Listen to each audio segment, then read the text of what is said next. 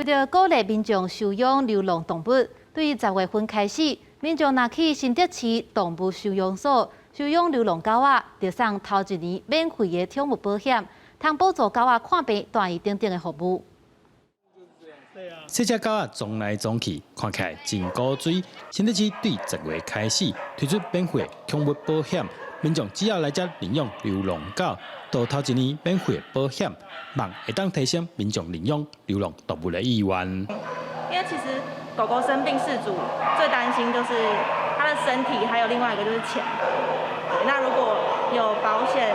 有政府提供保险，那对我们来说，我们会提升那个领养意愿。我觉得蛮好的，因为现在流浪狗太多了，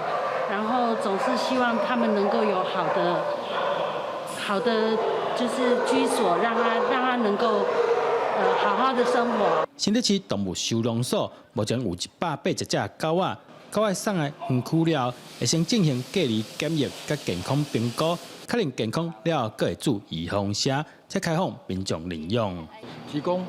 首年免费的宠物保险，那这宠物保险里面包含这些未来这些宠物的这个门诊啊、医疗手术啊，都会有一些这个医疗费用的补助。那我们希望透过这样子的活动，让民众可以踊跃来认养这些流浪动物。动保社提醒民众，想要领养，必须爱满20岁才符合资格。欢迎大家做伙来保护动物，尊重生命。记者刘君和，新竹报道。